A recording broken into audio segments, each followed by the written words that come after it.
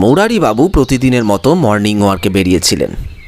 ডাক্তারের পরামর্শে এ বয়সে রোজ ভোরবেলা অন্তত 1 ঘন্টা হাঁটাচলা করলে হার্টের অবস্থা ভালো থাকে।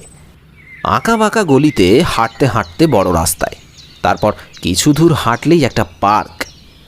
বার 2-3 পার্কটা চক্কর দিয়ে মুরারিবাবু একটা বেঞ্চে কিছুক্ষণ বসে জিরিয়ে নেন। তারপর ধীরে সুস্থে বাড়ি ফেরেন। একদিন পার্কে চক্কর দিয়ে তিনি জিরিয়ে নেওয়ার জন্য একটা বেঞ্চে বসলেন। সব দিন অবশ্য বেঞ্চ খালি পাওয়া যায় না। না পেলে মুরারিবাবু পার্কের রেলিংয়ে ঠেস দিয়ে দাঁড়ান। আজ পুরো একটা বেঞ্চি খালি। মুরারিবাবু ঘড়ি দেখলেন, 6টা বেজে গেছে। আজ একটু বেশি হাঁটা হয়ে গেছে হয়তো, তাই ক্লান্তিটা যাচ্ছে না যেন। আরও মিনিট 10 বসা যাক। একটু পরে এক ভদ্রলোক এসে বেঞ্চটার অন্য প্রান্তে বসলেন।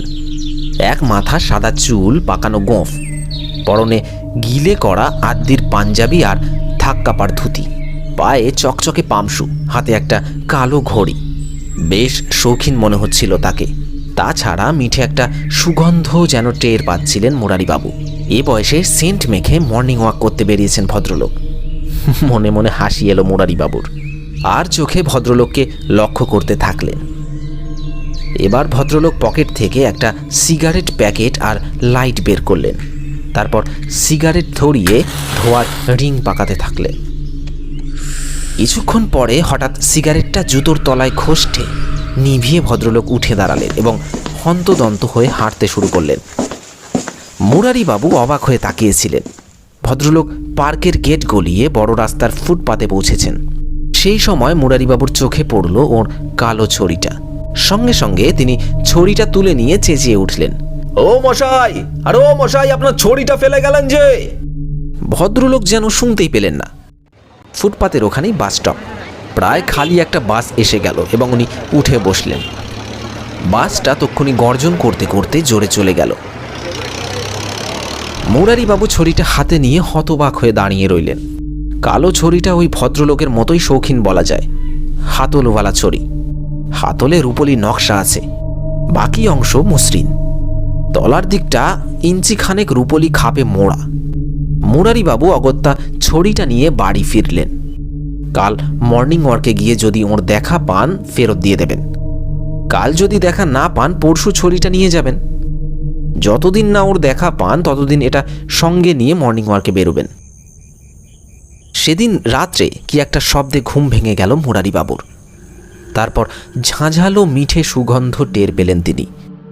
প্রথমে ভাবলেন মনের ভুল, পরে বুঝলেন মনের ভুল নয়। ঘরে সত্যি সুগন্ধ মৌ মৌ করছে। আজ ভোরবেলা পার্কের সেই ভদ্রলোকের কথা মনে পড়ে গেল।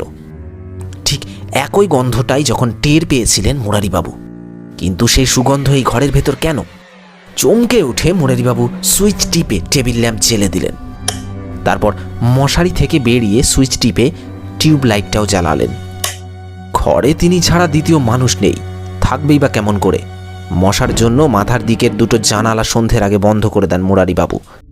পায়ের দিকে অর্থাৎ বাড়ির ভেতরের দিকের দুটো জানালার মধ্যে একটা বন্ধ করেন, অন্যটা শুধু খোলা থাকে। পাশের ঘরে যাওয়ার দরজা এবং বারান্দায় যাওয়ার দরজা ভেতর থেকে বন্ধ আছে।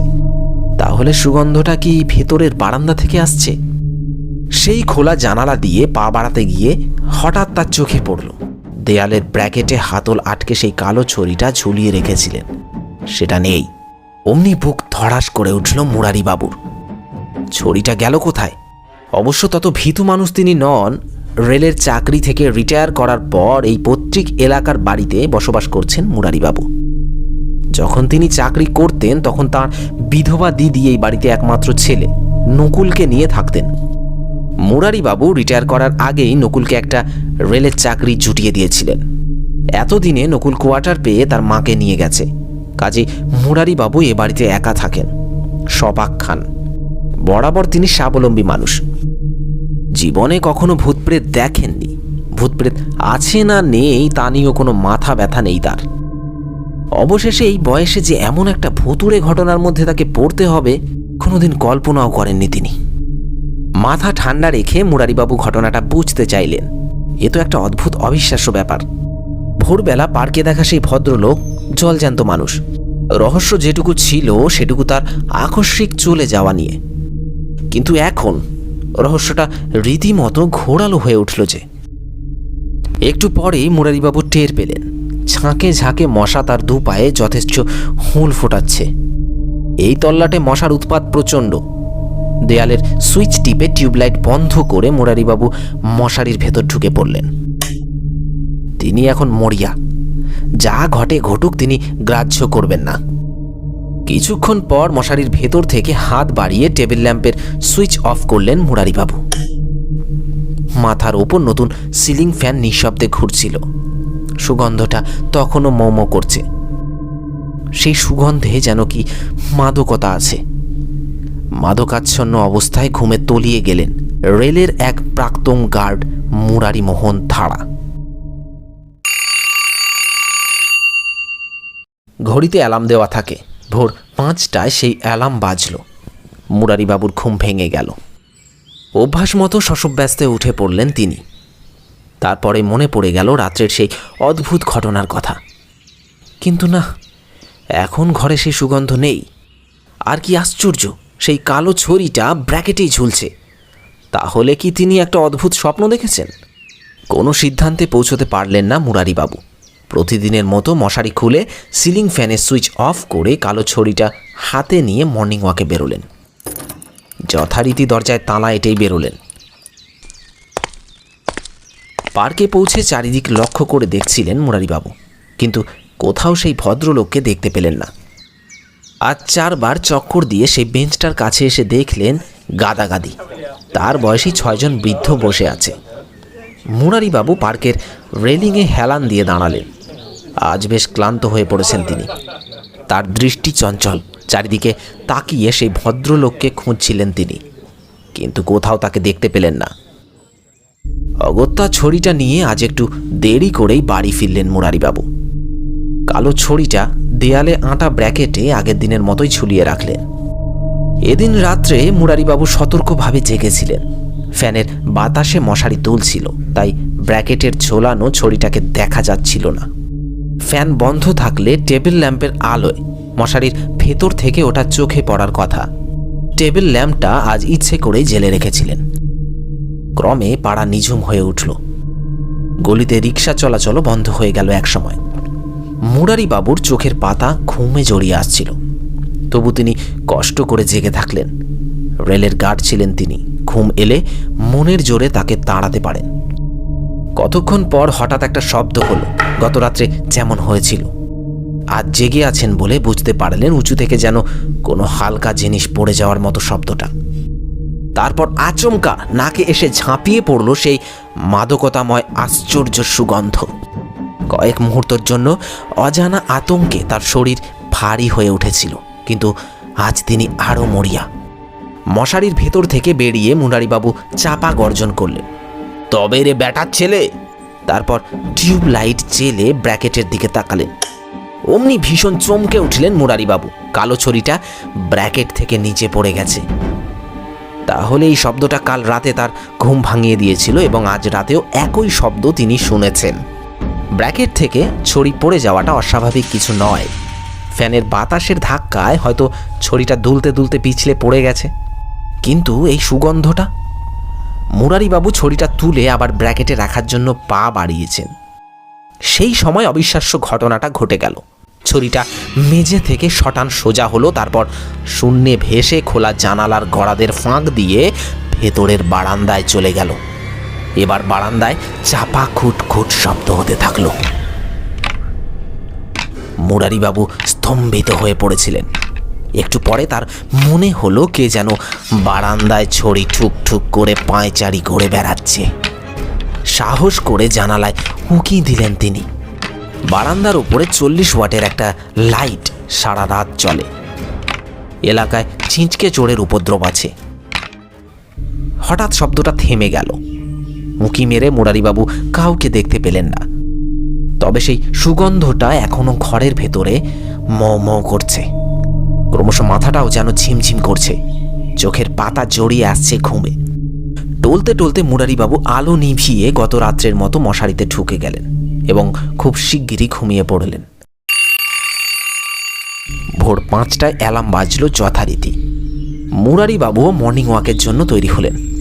আর কি আশ্চর্য, তিনি দেখলেন কালো ছড়িটা কালকের মতোই ব্র্যাকেট থেকে ঝুলছে, আর ঘরে কোনো সুগন্ধ নেই। হ্যাঁ, স্বপ্ন ছাড়া আর কি। মুরারিবাবুর মনে হলো পরপর 2 রাত্রি তিনি একই স্বপ্ন দেখেছেন।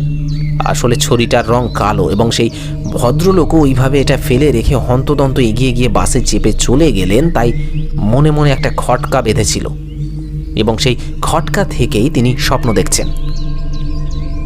এদিনও পার্কে সেই ভদ্রলোককে খুঁজে পাননি মুরারিবাবু, তবে সেই বেঞ্চে তার বসার মতো জায়গা ছিল। 4 জন তার বয়সী প্রবীণ ভদ্রলোক বেঞ্চে বসেছিলেন। কালো ছড়িটা একপাশে রেখে মুরারিবাবু ভাবছিলেন।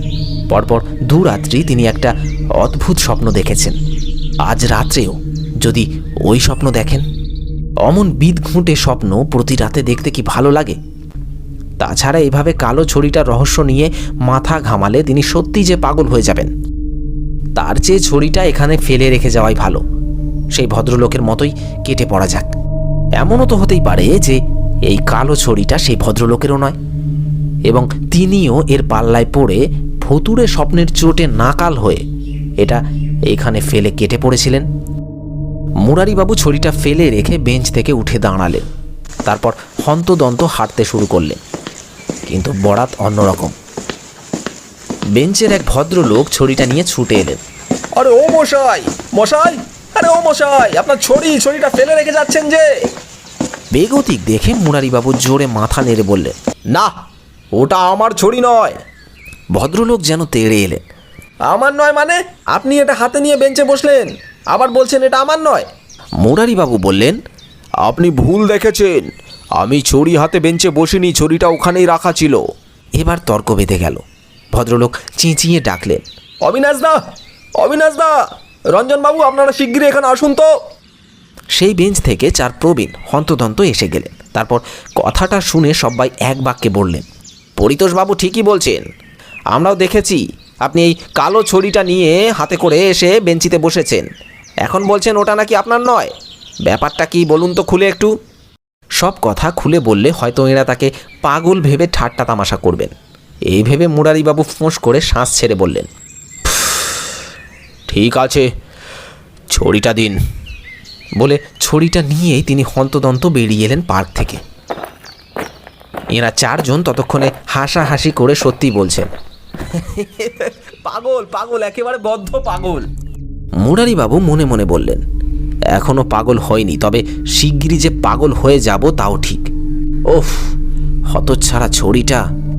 গলিতে ঢুকে তিনি ঠিক করলেন ছড়িটা বরং থানায় জমা দেবেন।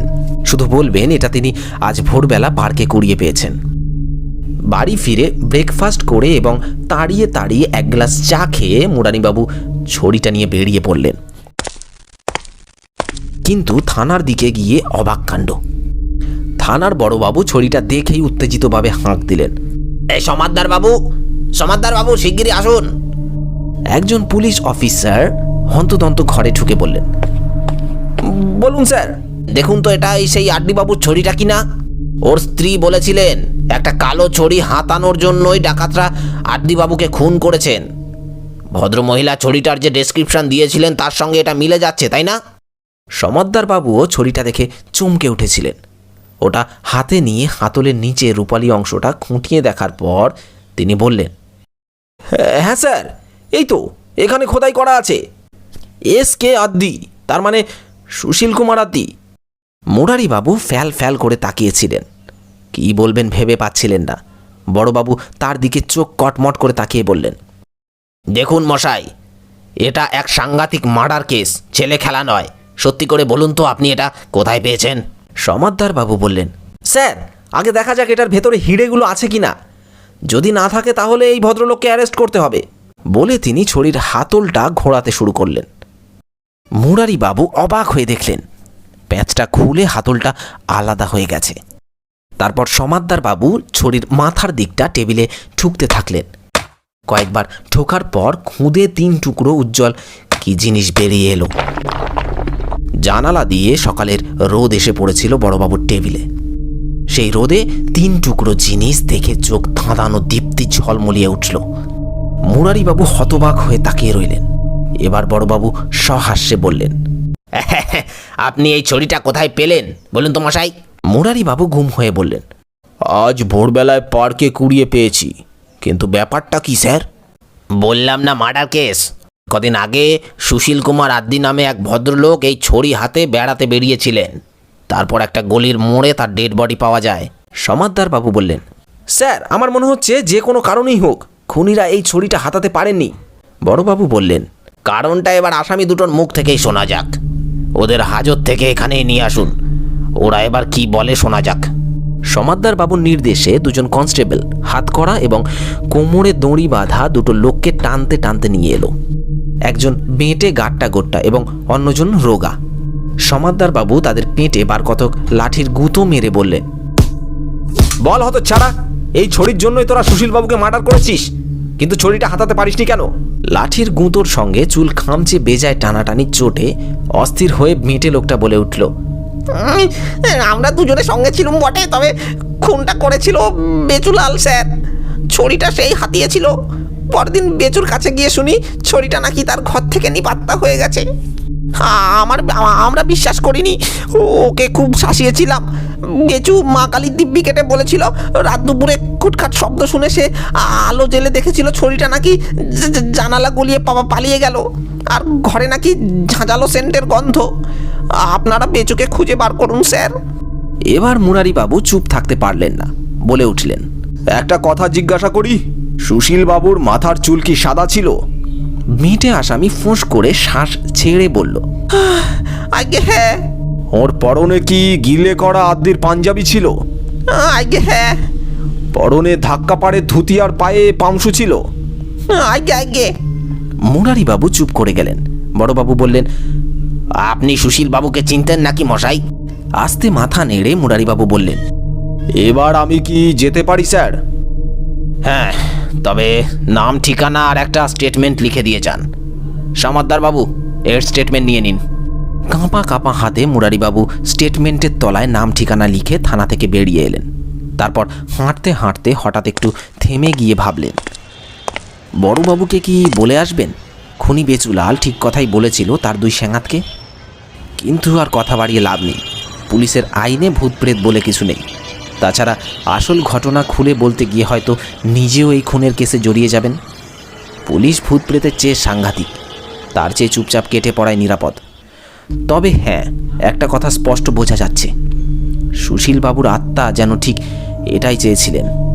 মুরারিবাবুর মতো ভালো মানুষ শেষ অবধি তার ছড়িটা থানাতে জমা না দিয়ে পারবেন না। তাই ছড়িটা ওইভাবে বেঞ্চে তার কাছে ফেলে রেখে সুশীলবাবুর আত্মা উধাও হয়ে গিয়েছিল। শুনছিলেন শ্রদ্ধেয় সৈয়দ মুস্তাফা সিরাজের লেখা কালো ছড়ি। গল্পটি আপনাদের কেমন লেগেছে আমাদের কমেন্ট করতে ভুলবেন না। আর এই ধরনের রোমহর্ষক গল্পগুলি সবসময় শোনার জন্য চ্যানেলটি সাবস্ক্রাইব করে পাশে থাকা বেল আইকন অল করে দিন।